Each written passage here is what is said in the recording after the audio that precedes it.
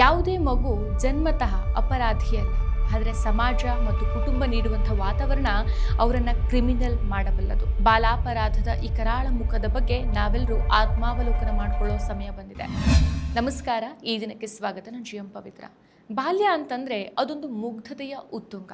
ಕನಸುಗಳು ರೆಕ್ಕೆ ಬಿಚ್ಚಿ ಹಾರಬೇಕಾದಂಥ ವಸಂತ ಕಾಲ, ಸಂವೇದನೆಗಳು ಚಿಗುರಬೇಕಾದ ಈ ವಸಂತ ಕಾಲದ ಹೊಸ್ತಿಲಲ್ಲಿ ಹಲವು ಮೊಗ್ಗುಗಳು ಅಪರಾಧದ ಉರಿ ಬಿಸಿಲಿಗೆ ಸಿಲುಕಿ ಕಮರಿ ಹೋಗ್ತಾವಿದೆ. ಕೈಗೆ ಲೇಖನಿ ಹಿಡಿಯಬೇಕಾದ ಬೆರಳುಗಳು ಹದಿಹರೆಯ ಮುಗಿಯೋ ಮೊದಲೇ ಮಾರಕಾಸ್ತ್ರಗಳನ್ನು ಹಿಡಿತಾ ಇರೋದು, ಹೊಸ ಜಗತ್ತನ್ನು ನೋಡಬೇಕಾದ ಕಣ್ಣುಗಳಲ್ಲಿ ದ್ವೇಷದ ಕೆಂಡವನ್ನು ತುಂಬಿಕೊಳ್ತಾ ಇರೋದು ನಾಗರಿಕ ಸಮಾಜದ ಆತ್ಮಸಾಕ್ಷಿಯನ್ನು ತಿವಿತಾ ಇದೆ.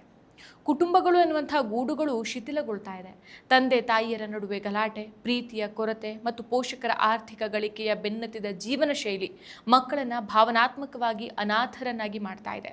ಮನೆಯಲ್ಲಿ ಸಿಗದ ಬೆಲೆ, ಮಾನ್ಯತೆ, ಪ್ರೀತಿ ಹುಡುಕುತ್ತಾ ಹೊರಬರುವಂಥ ಮಗು ಅಡ್ಡದಾರಿಯಲ್ಲಿ ಸಿಗುವ ಹೀರೋಯಿಸಮ್ಗೆ ಮರಳಾಗ್ತಾ ಇದೆ. ಕೌಟುಂಬಿಕ ಹಿಂಸೆಯ ನೆರಳಿನಲ್ಲಿ ಬೆಳೆಯುವಂಥ ಬಾಲಕನಿಗೆ ಶಕ್ತಿ ಅಂದರೆ ಹಿಂಸೆ ಅನ್ನೋ ತಪ್ಪು ವ್ಯಾಖ್ಯಾನ ಸೀದಾ ಎದೆಗೆ ಹೋಗ್ತಾ ಇದೆ. ಆಧುನಿಕ ಜಗತ್ತು ಮೌಲ್ಯಗಳಿಗಿಂತ ಹೆಚ್ಚಾಗಿ ವಸ್ತುಗಳಿಗೆ ಬೆಲೆ ನೀಡ್ತಾ ಇದೆ. ಸಾಮಾಜಿಕ ಜಾಲತಾಣಗಳಲ್ಲಿ ಕಾಣುವ ಆಡಂಬರದ ಬದುಕು ಮಕ್ಕಳಲ್ಲಿ ಅತೃಪ್ತಿಯನ್ನು ಬಿತ್ತಾ ಇದೆ. ತಮ್ಮ ಆಸೆಗಳನ್ನು ಪೂರೈಸಿಕೊಳ್ಳೋಕೆ ಅಡ್ಡದಾರಿ ಹಿಡಿಯೋದು ತಪ್ಪಲ್ಲ ಅನ್ನೋ ಭಾವನೆ ಬೆಳೆಯುವಂತೆ ಮಾಡ್ತಾ ಇದೆ. ದೃಶ್ಯ ಮಾಧ್ಯಮಗಳಲ್ಲಿ, ಸಿನಿಮಾಗಳಲ್ಲಿ ಅಪರಾಧವನ್ನು ವಿಜೃಂಭಿಸುವ ಗ್ಲೋರಿಫಿಕೇಶನ್ ಆಫ್ ಕ್ರೈಮ್ ಈ ಪರಿಯೇ ಹದಿಹರೆಯದವರಲ್ಲಿ ಸರಿ ತಪ್ಪುಗಳ ನಡುವಿನ ವ್ಯತ್ಯಾಸವನ್ನು ಅಳಿಸಿ ಹಾಕ್ತಾ ಇದೆ. ಗ್ಯಾಂಗ್ಸ್ಟರ್ ಸಂಸ್ಕೃತಿ ಅವರಿಗೆ ಸಹಾಯವಾಗಿ ಕಾಣ್ತಾ ಇದೆಯೇ ಹೊರತು ಅಧಪತನದಂತೆ ಅನಿಸೋದೇ ಇಲ್ಲ. ಸಮಾಜದ ಸ್ವಾಸ್ಥ್ಯ ಕದಡುವ ಕೃತ್ಯಗಳಲ್ಲಿ 18 ವಯೋಮಾನದ ಕೆಳಗಿನ ಕಿಶೋರಾವಸ್ಥೆಯ ಮಕ್ಕಳು ತೊಡಗಿಸಿಕೊಳ್ಳೋದನ್ನು ಕಾನೂನುಬದ್ಧವಾಗಿ ಬಾಲಾಪರಾಧ ಅಂತ ಗುರುತಿಸಲಾಗುತ್ತೆ. ಭಾರತದ ಸಂವಿಧಾನ ಮತ್ತು ನ್ಯಾಯಾಂಗ ವ್ಯವಸ್ಥೆ ಇಂಥ ಸೂಕ್ಷ್ಮ ಪ್ರಕರಣಗಳನ್ನು ನಿಭಾಯಿಸೋಕೆ ಬಾಲ ನ್ಯಾಯ ಕಾಯ್ದೆ 2015 ಜಾರಿಗೆ ತಂದಿದೆ. ಈ ಕಾಯ್ದೆ ದಂಡನೆ ಜೊತೆಗೆ ಮಗುವಿನ ಮಾನಸಿಕ ಪರಿವರ್ತನೆಗೂ ಒತ್ತು ಕೊಡುತ್ತೆ. ಆದರೆ ಬದಲಾಗ್ತಾ ಇರುವಂಥ ಅಪರಾಧಗಳ ಸ್ವರೂಪವನ್ನು ಮನಗಂಡು ಈ ಕಾಯ್ದೆಯಲ್ಲಿ ಒಂದು ಕಠಿಣವಾದ ತಿದ್ದುಪಡಿ ತರಲಾಗಿದೆ. ಅದರಂತೆ 16ರಿಂದ 18 ವರ್ಷದೊಳಗಿನ ಬಾಲಕರು ಕೊಲೆ ಅಥವಾ ಅತ್ಯಾಚಾರದಂಥ ಅತ್ಯಂತ ಭೀಕರ ಹಾಗೂ ಜಘನ್ಯ ಅಪರಾಧಗಳಲ್ಲಿ ಭಾಗಿಯಾದಾಗ ಅವರ ಮಾನಸಿಕ ಪಕ್ವತೆಯನ್ನು ಪರಿಗಣಿಸಿ ಅವರನ್ನು ವಯಸ್ಕರಂತೆ ವಿಚಾರಣೆಗೆ ಒಳಪಡಿಸೋಕೆ ಕಾನೂನಿನಲ್ಲಿ ಅವಕಾಶವನ್ನು ಕಲ್ಪಿಸಲಾಗಿದೆ. ಬಾಲಾಪರಾಧದ ಕುರಿತು ಆಪ್ತ ಸಮಾಲೋಚಕ ವಸಂತ್ ನಡಹಳ್ಳಿಯವರು ಹೀಗೆ ಹೇಳ್ತಾರೆ: ಯಾವುದೇ ಮಗು ಜನ್ಮತಃ ಕ್ರಿಮಿನಲ್ ಆಗಿರೋದಿಲ್ಲ. ಸಮಾಜದಲ್ಲಿ ರಾರಾಜಿಸುವ ಹಿಂಸೆಯ ಪ್ರತಿಬಿಂಬ ಮಗುವಿನ ನಡವಳಿಕೆಯಲ್ಲಿ ವ್ಯಕ್ತವಾಗುತ್ತೆ. ಇಂದು ಸಿನಿಮಾ, ಸಾಮಾಜಿಕ ಜಾಲತಾಣ ಮತ್ತು ವಿಡಿಯೋ ಗೇಮ್ಗಳಲ್ಲಿ ಹಿಂಸೆಯನ್ನ ಒಂದು ಮಾರಾಟದ ಸರಕಾಗಿ ಬಳಸಲಾಗ್ತಾ ಇದೆ. ಇದರಲ್ಲಿ ಮಕ್ಕಳಲ್ಲಿ ಹಿಂಸೆಯೇ ವೀರತ್ವ, ಸಮಸ್ಯೆಗಳಿಗೆ ಅಂತಿಮ ಪರಿಹಾರ ಹಿಂಸೆ ಅನ್ನೋ ತಪ್ಪು ಕಲ್ಪನೆ ಬಿತ್ತಾ ಇದೆ. ಸಿನಿಮಾ ಪೋಸ್ಟರ್ಗಳಲ್ಲಿ ಕಾಣುವಂಥ ರಕ್ತಸಿಕ್ತ ನಾಯಕನ ಬಿಂಬ ಮಕ್ಕಳ ವಿವೇಚನಾ ಶಕ್ತಿಯನ್ನ ಮಬ್ಬುಗೊಳಿಸಿ ಅವರಲ್ಲಿ ಸೃಜನಶೀಲತೆಯನ್ನ ಕ್ರೌರ್ಯಕ್ಕೆ ತಿರುಗಿಸುತ್ತೆ. ಮನೆಯಲ್ಲಿ ಪೋಷಕರು ಮಗುವಿನ ತಪ್ಪುಗಳಿಗೆ ದೈಹಿಕ ಶಿಕ್ಷೆ ನೀಡಿದಾಗ ಮಗು ಸುಧಾರಿಸೋ ಬದಲು ಮೊಂಡುತನವನ್ನ ಮೈಗೂಡಿಸಿಕೊಳ್ಳುತ್ತೆ. ಸಮಾಜದಲ್ಲಿ ರಾಜಕೀಯದ ಉದ್ರೇಕಕಾರಿ ಭಾಷೆ ಮತ್ತು ಒಳ್ಳೆಯ ಕೆಲಸಕ್ಕೆ ಹಿಂಸೆ ಸಮರ್ಥನೀಯ ಅನ್ನೋ ಅಪಾಯಕಾರಿ ಒಪ್ಪಿಗೆಯು ಬಾಲಾಪರಾಧಕ್ಕೆ ದೊಡ್ಡ ಪ್ರೇರಣೆಯಾಗತ್ತೆ. ಈ ಬಾಲಾಪರಾಧವನ್ನು ತಡೆಯೋಕೆ ಕಠಿಣ ಕಾನೂನುಗಳಷ್ಟೇ ಸಾಲದು. ಅಸ್ತ್ರಗಳ ಲಭ್ಯತೆಯ ಮೇಲೆ ಸರ್ಕಾರದ ತೀವ್ರ ನಿಗಾ ಹಾಗೂ ಸಮುದಾಯ ಮಟ್ಟದ ಜಾಗೃತಿಯ ಅತ್ಯಗತ್ಯ ಇದೆ. ಮುಖ್ಯವಾಗಿ ಸ್ಲಂನಂತಹ ಹಿಂದುಳಿದ ಪ್ರದೇಶಗಳಲ್ಲಿ ಹಸಿವು ಮತ್ತು ಅಸ್ತಿತ್ವಕ್ಕಾಗಿ ನಡೆಯುವಂತಹ ಹೋರಾಟವೇ ಮಕ್ಕಳನ್ನು ಅನಿವಾರ್ಯವಾಗಿ ಅಪರಾಧದ ಹಾದಿಗೆ ತಳ್ಳುತ್ತಿದ್ದು, ಅಂತಹ ವಾತಾವರಣ ನಿರ್ಮಿಸಿದ ಸಮಾಜವೇ ಈ ಹೊಣೆಯನ್ನು ಹೊರಬೇಕು. ಶಾಲೆಗಳಲ್ಲಿ ನೈತಿಕ ಶಿಕ್ಷಣದ ಜೊತೆಗೆ ಪೋಷಕರು ಮನೆಯಲ್ಲಿ ಮಗುವಿಗೆ ಪ್ರೀತಿ ಮತ್ತು ಹಿತಕರ ವಾತಾವರಣವನ್ನು ನಿರ್ಮಿಸಿಕೊಡಬೇಕು. ಹಿಂಸೆ ಶಕ್ತಿಯ ಪ್ರದರ್ಶನ ಅಲ್ಲ ಅನ್ನೋ ಅರಿವನ್ನು ಮೂಡಿಸೋ ಮೂಲಕ ಮಾತ್ರ ನಾವು ಸುಸ್ಥಿರ ಹಾಗೂ ಅಪರಾಧ ಮುಕ್ತ ಸಮಾಜವನ್ನು ನಿರ್ಮಿಸೋಕೆ ಸಾಧ್ಯ ಅಂತ ಹೇಳ್ತಾರೆ. ಅಪರಾಧದ ಸ್ವರೂಪ ಮತ್ತು ತೀವ್ರತೆಯ ಆಧಾರದ ಮೇಲೆ ಬಾಲಾಪರಾಧವನ್ನು ಪ್ರಮುಖವಾಗಿ ಈ ರೀತಿಯಾಗಿ ವಿಂಗಡಿಸಲಾಗುತ್ತೆ.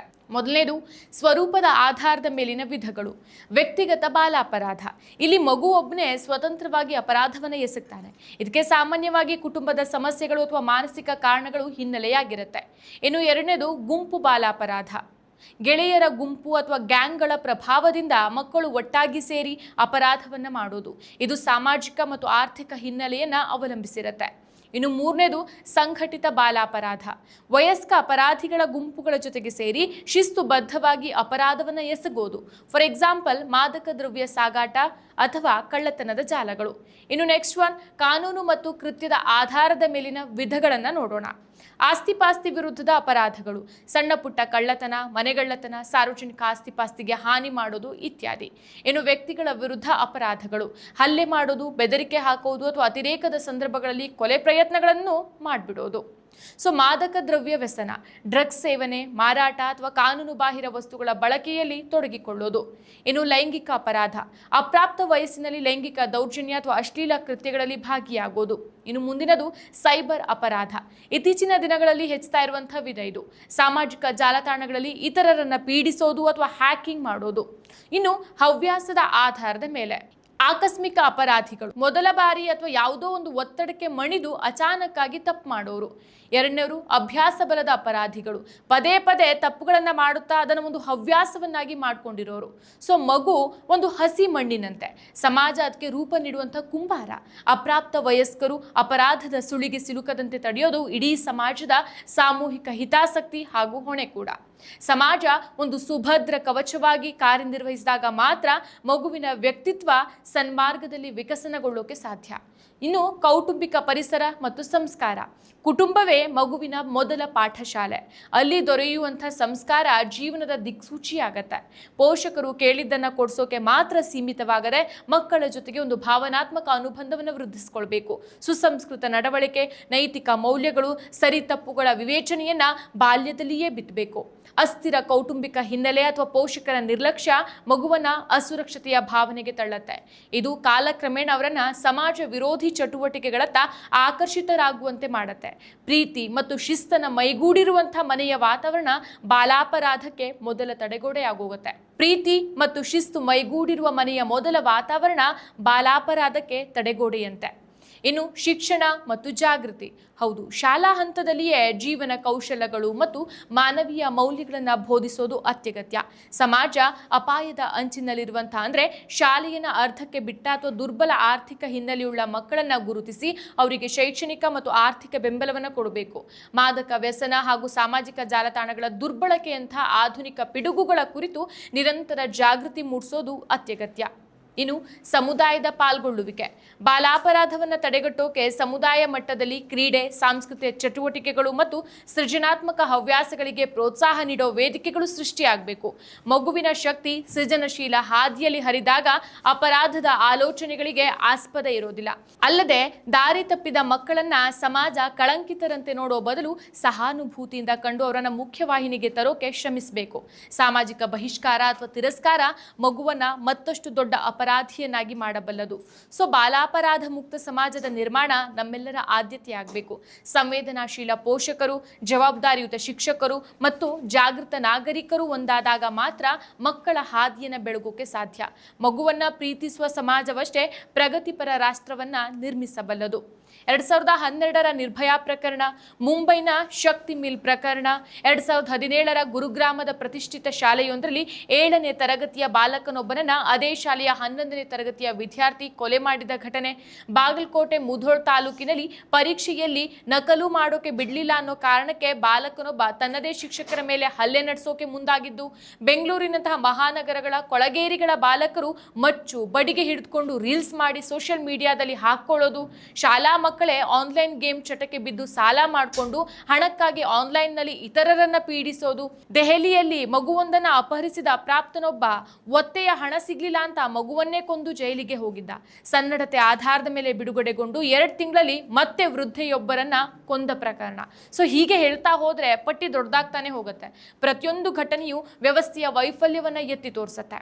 ಸೊ ಈ ಕೃತ್ಯಗಳಿಗೆ ಕೇವಲ ಮಕ್ಕಳನ್ನೇ ಹೊಣೆ ಮಾಡದೆ ಹಿಂಸಾತ್ಮಕ ವಾತಾವರಣ ನಿರ್ಮಿಸಿದ ಸಮಾಜವು ಆತ್ಮಾವಲೋಕನ ಮಾಡ್ಕೊಳ್ಬೇಕಾಗಿದೆ. ಬಾಲಾಪರಾಧ ತಡೆಯೋಕೆ ಸರ್ಕಾರದ ಮಟ್ಟದಲ್ಲಿ ಆಯುಧಗಳ ಲಭ್ಯತೆಯ ಮೇಲೆ ಕಟ್ಟುನಿಟ್ಟಿನ ನಿಯಂತ್ರಣ ಹಾಗೂ ಶಾಲೆಗಳಲ್ಲಿ ಜೀವನ ಮೌಲ್ಯಗಳ ಬೋಧನೆ ಅನಿವಾರ್ಯವಾಗಿದೆ. ಪೋಷಕರು ಮನೆಯಲ್ಲಿ ಮಗುವಿಗೆ ಪ್ರೀತಿ ಮತ್ತು ಭದ್ರತೆಯ ವಾತಾವರಣ ನಿರ್ಮಿಸಿಕೊಡೋದರ ಜೊತೆಗೆ ಸಮುದಾಯ ಮಟ್ಟದಲ್ಲಿ ಹಿಂಸೆಯನ್ನು ತಿರಸ್ಕರಿಸುವ ಬೃಹತ್ ಜಾಗೃತಿ ಮೂಡಬೇಕು. ಮಗುವಿನ ಮನಸ್ಸನ್ನ ಪ್ರೀತಿಯಿಂದ ಗೆದ್ದಾಗ ಮಾತ್ರ ಅಪರಾಧದ ಹಾದಿಯನ್ನು ತಡೆಯೋಕೆ ಮತ್ತು ಸದೃಢ ರಾಷ್ಟ್ರ ನಿರ್ಮಾಣ ಮಾಡೋಕೆ ಸಾಧ್ಯ. ಮತ್ತಷ್ಟು ವಿಶೇಷ ವಿಡಿಯೋಗಳನ್ನು ನೋಡಲು ಮತ್ತು ಹೊಸ ವಿಡಿಯೋಗಳ ಬಗ್ಗೆ ತಿಳಿಯಲು ಈ ದಿನ .com ಯೂಟ್ಯೂಬ್ ಚಾನೆಲ್ ಸಬ್ಸ್ಕ್ರೈಬ್ ಮಾಡಿ ಮತ್ತು ಬೆಲ್ ಐಕಾನ್ ಕ್ಲಿಕ್ ಮಾಡಿ.